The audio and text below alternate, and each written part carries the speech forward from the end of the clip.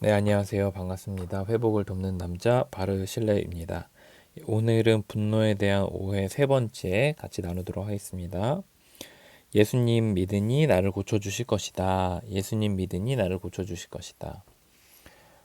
그 이제 저희들이 흔히 하는 많은 생각 중에 하나가 우리가 예수님에게 인생을 드리면 하나님의 자녀가 되는데 하나님의 자녀가 되면 자연스럽게 인생이 변화될 것이다. 나의 문제가 해결될 것이다. 특별히 우리의 고민하는 우리 인격의 부분들 또는 중독의 부분들이 자연스럽게 끊어질 것이다. 라고 생각을 한다는 겁니다. 그런데 물론 맞죠. 물론 어느 부분 일리가 있는 부분이 있어요. 우리가 예수님에게 인생을 드리면 우리가 큰 영적 체험들을 하게 됩니다. 그리고 그 짧은 시간 안에 우리의 인격과 성품과 또 우리의 생각의 많은 부분들이 변화되는 걸 경험을 해요. 그리고 또 우리가 끊어지지 못하던 것들이 끊어지는 영적 체험도 하게 됩니다. 그래서 우리가 어떻게 생각하냐면 예수님에게 인생을 드렸기 때문에 우리의 삶이 지속적으로 우리가 고민하는 문제들에 있어서 우리가 회복할 수 있을 것이다 이렇게 생각을 하는 거죠. 그런데 저의 경험을 보니까 그러진 않더라고요. 그러니까 저의 경험을 토대로 봤을 때 예수님을 믿음으로써 오는 그 축복에 대해서 또 은혜들에 대해서 이제 폄하하거나 아니면 그 중요성이 이제 가치가 떨궈지지 않기는 바랍니다. 이게 예수님 믿으면서 우리가 인생을 드리면서 얻어지는 축복이 얼마나 큰지 몰라요. 하나님의 자녀가 되고 또 변함없는 그 신분과 또 죽음 이후에 영원한 하나님의 나라에서 살아갈 수 있다는 게 얼마나 큰 축복이에요. 감사의 내용이죠.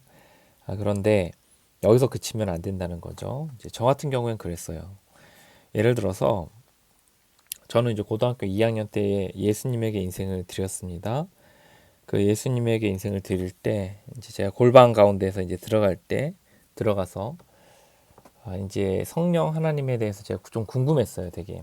그래서 이제 성령 하나님께 성령 하나님 이제 당신이 누구십니까? 이제 물었을 때 이제 그 골방 안에서 제가 경험한 분은 이제 성령 하나님께서 나를 어디로 인도하셨냐면 이제 예수님을 묵상할 수 있도록 이제 인도하셨어요. 저는 예수님께서 골고다 언덕에서 십자가에 못 박혀 죽으신 것에 대해서 머리로는 희미하게 알고 있었고 가슴으로는 아예 느끼지 못했습니다. 그런데 그때 골방에서 성령 하나님께 당신을 알려달라고 기도했을 때 오히려 성령 하나님은 겸손하게 저를 예수님에게로 인도했습니다. 예수님의 십자가를 묵상하게 되었고 그 십자가가 나를 위해서라는 것에 대한 확신을 갖게 되면서 그 짧은 한두 시간의 시간 이후에 저의 인생이 완전히 바뀌게 됐습니다. 매일 눈물을 흘리고요. 길거리에서 전도를 하고요. 그리고 또 동아리를 만들어서 막 운영을 하고요. 이런 일들을 하게 됐어요. 그때 제가 너무나 기뻐서 정말 날마다 울고 날마다 감사하고 또 날마다 전도를 했던 경험이 있습니다. 그런데 그때 어떤 생각을 했냐면 나는 예수님을 믿으니 나의 인격이 또 나의 고민하는 나의 개인적인 인간의 변화가 자연스럽게 될 거라고 생각을 한 거죠.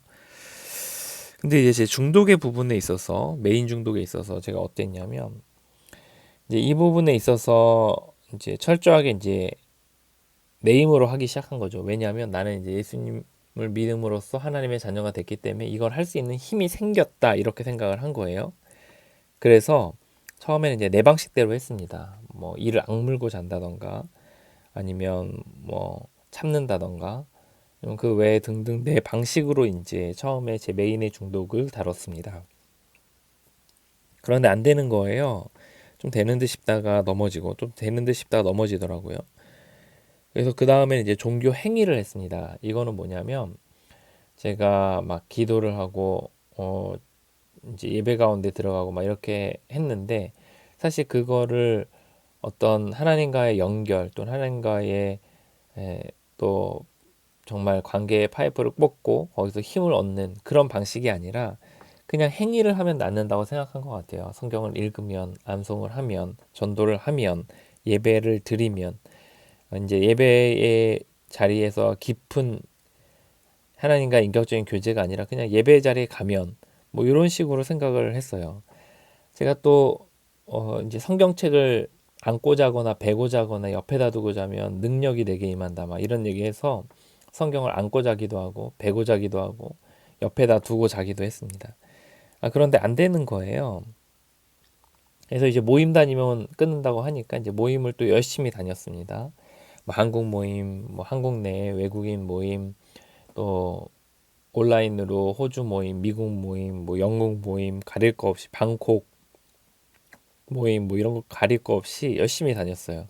또 중독자 모임, 알라논 모임, 또 성인 아이 모임 뭐 이런 것들도 엄청 열심히 다녔습니다. 그런데 안 되는 거예요.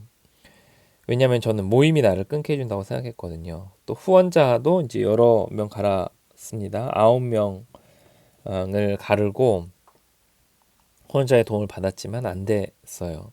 또 12단계 뭔지도 모르고 그냥 거기서 내주는 과제들만 하면 나는 바뀔 수 있다 이렇게 생각을 한 거죠. 그러다 보니까 이제 어느 순간에 계속해서 재발을 하니까 안 되는구나 이거 내 힘으로 안 되는 거구나 라는 생각을 이제 뼈저리게 하게 되었고 마음으로 하게 되었습니다. 몇 년이 지났어요. 그런 상태로. 그때 이제 제 안에 들었던 의문이 이거예요. 예수님에게 인생을 드렸는데 왜 끊어지지 않을까? 라는 회의감이 심하게 물려왔습니다. 그런 가운데서 이제 제가 깨닫게 된 게 있어요. 그게 뭐냐? 내가 하나님의 자녀가 되었는데 정작 하나님의 자녀의 그 주어진 능력들을 경험하지 못하며 살고 있다는 걸 알게 됐어요.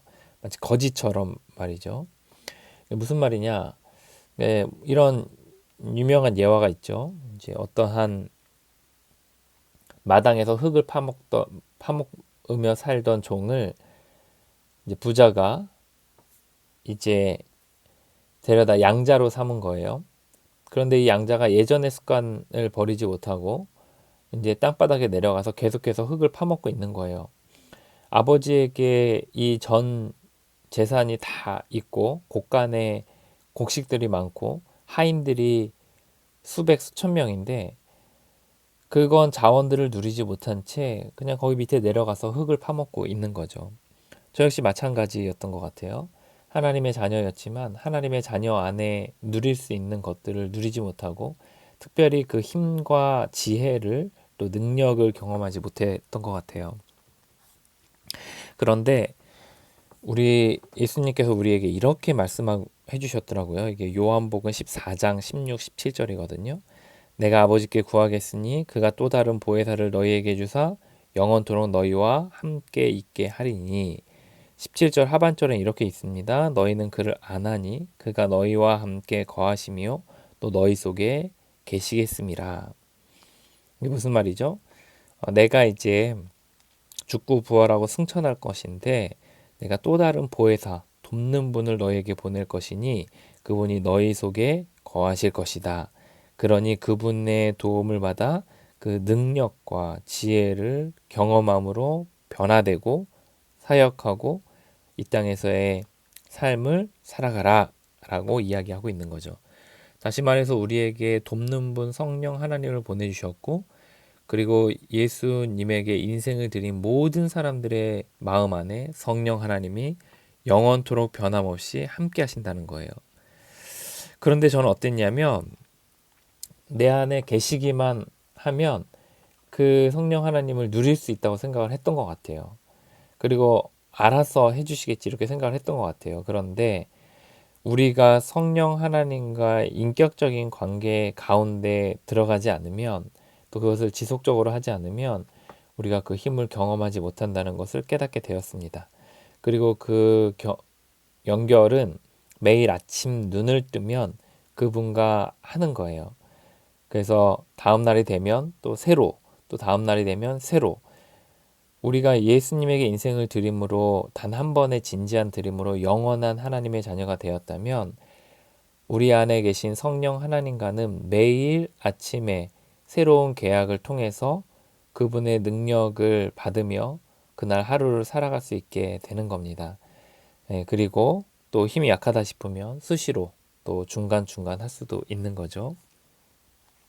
가장 기본적으로는 매일 아침 우리가 성령 하나님과 관계를 맺으며 우리가 그분의 힘을 누릴 수 있어요. 그럼 그분과 관계 맺는다는 거, 그분과 연결이 된다는 게 무엇입니까? 그것은 우리가 힘이 있는 자에게 힘이 없는 자가 찾아가서 그분의 힘을 요청하고 또 그분의 도움을 받아들이는 그 관계 맺는 방식과 매우 많이 비슷해요. 내 힘으로 하려고 했는데 안 됐던 사람이 힘 있는 사람에게 찾아가면 뭐라 그럴까요? 첫 번째, 내가 실패했습니다. 나는 이 부분에 있어 무력합니다. 두 번째 뭐라 그럴까요? 당신이 나를 변화시켜 주실 것을 믿습니다. 라고 이야기할 거죠. 세 번째는 어떻게 하겠죠? 내가 이 부분을 해결하지 못하니까 당신에게 나의 의지, 나의 삶을 또 문제를 맡깁니다. 자아의 굴레에서 벗어나게 해주십시오. 라고 이야기하겠죠. 의지와 삶을 맡긴다는 건 크게 두 가지인데요. 하나는 말로 한다는 거예요. 말로. 그래서 매일 아침 이렇게 무력합니다. 믿습니다. 맡깁니다. 라고 말을 하는 거죠. 두 번째는 태도로 삶으로 하게 되는데 과거에는 그냥 어떤 상황을 만나거나 또 어떤 사람을 대할 때 그냥 내 식대로 내 방식대로 내 생각대로 했다면 이제 그런 것들 내려놓겠다는 거예요. 그리고 당신의 뜻대로 당신이 인도해 주시는 대로 하겠다라고 고백할 뿐만 아니라 또 그분의 뜻을 따르겠다라는 내 것을 내려놓겠다라는 내 것을 내려놓고 당신의 뜻을 따를 준비를 해놓겠다. 그렇게 대기하고 있겠다. 라는 의미가 당신에게 맡깁니다까지의 의미입니다. 가장 기본적으로는 아침에 일어나서 말로 고백하는 거예요. 그렇게 고백하지 않으면 상관없이 내가 인생의 주인되어 내 뜻대로 힘으로 하겠다라는 의미가 포함되어 있습니다. 갈라디아서 5장 16절에서 이렇게 이야기하고 있습니다. 내가 이르노니 너희는 성령을 따라 행하라. 그리하면 육체의 욕심을 이루지 아니하리라. 뭐라 그랬죠? 성령을 따라 행하라. 성령을 따라 행하라. 이렇게 얘기하고 있죠. 성령을 따라 행하라는 게 뭐죠? 그분과의 연결 속에서 그분의 또 인도하심을 따라서 그분의 뒤를 바싹 쫓아가라는 거죠. 이것은 기계적으로 하라는 이야기가 아니라 인격적인 관계 속에서 그분에게 무력함을 인정하고 믿고 맡기면서 그분이 인도하시는 것을 따라가라 라고 하는 겁니다. 그분의 인도하시는 것을 따라가기 위해서는 우리가 무력함을 인정하고 믿고 그리고 말로 맡기고 그리고 태도로 내 의지와 삶을 맡기는 그러니까 내려놓는 그리고 그분의 음성을 듣기로 준비하고 있는 상태를 만들어 놓는 걸 말합니다. 이제 대표적인 그 거짓말 중에 하나가 이겁니다. 예수님 믿으니 고쳐줄 것이다. 예수님 믿으면서 오는 은혜와 축복들은 굉장히 많습니다. 우리가 그로 말미암아 이제 영원히 변함없는 하나님의 자녀가 되고 죽음 이후에 하나님 나라에 영원토록 있게 되고 우리 안에 성령이 내주하시는 것이 맞습니다. 그런데 예수님 믿으니 또 성령이 우리 안에 계시니 자연스럽게 우리의 삶이 지속적으로 변화될 수 있냐? 그건 아니라는 겁니다.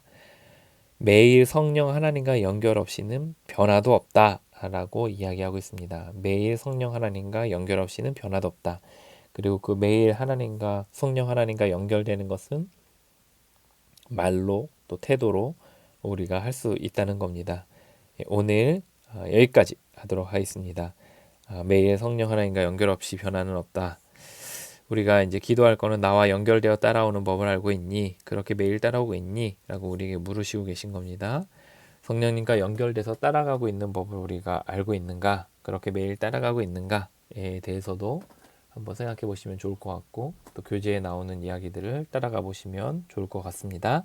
오늘 여기까지 하겠습니다.